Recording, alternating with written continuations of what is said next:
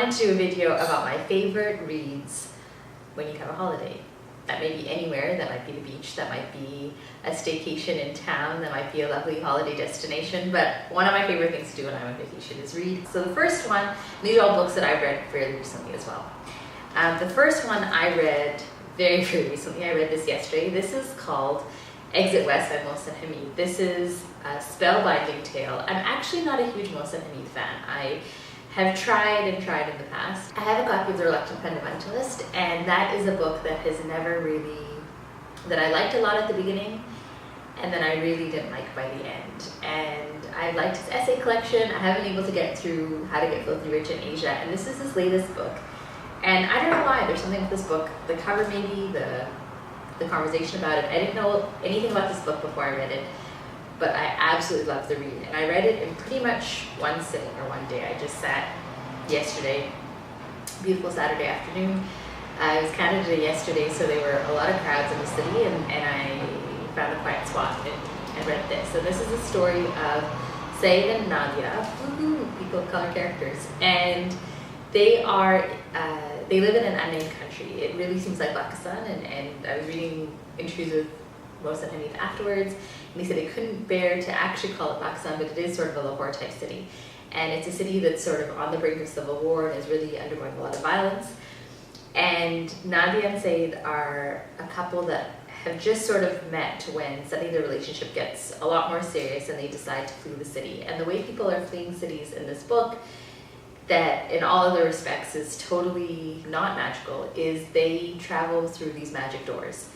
And this book is about what causes them to leave their city, what happens to them once they arrive, and doesn't really focus on the journey in between, because the journey is just these doors. It's an incredible read. The writing is so beautiful, the topics are so beautiful, and what I find about this book is that within a paragraph he touches so many different topics. So one paragraph will talk about immigration, their love story, about what binds us to people, about who is native to a land, and so much more. And a paragraph can be an entire sentence. There's something with the cadence of this book that just propels you forward and just casts a spell over you. It's incredible.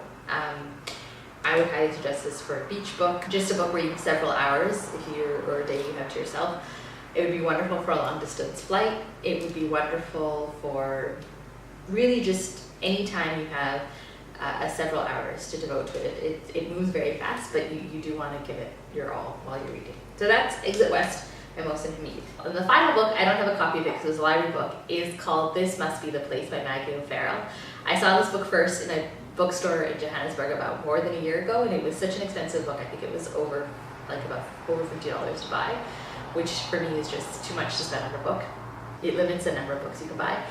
And I read her book Instructions for a Heat Wave, and I blogged about that in the past, and this was her new book, and so I was kind of intrigued but wasn't sure if I wanted to commit to it then. And I found it in the library, ordered it from the library a couple weeks ago, and had a chance to read it this weekend,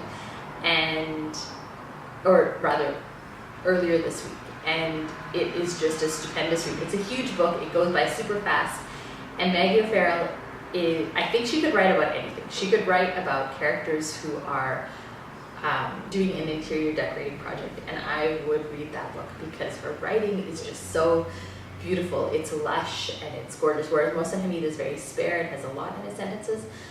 Maggie O'Farrell really gives you detail and a world, and is just so generous with her writing, and I can't really properly talk about that book because it's a story of a man who is married to someone who's a recluse movie star, and he's gone back they live in Ireland, and he's gone back to the States to visit his father, and when he's on his way, he finds something out about someone he knew a long time ago, and he's trying to figure out what happened to them. And the book has chapters in different time periods from the perspective of different characters, and it just gives you this wonderful, wonderful book. It feels like one of those toys that you might have had when you were younger, where you look at an image and it gives you all these different fractals, and you just see the same image from lots of different perspectives.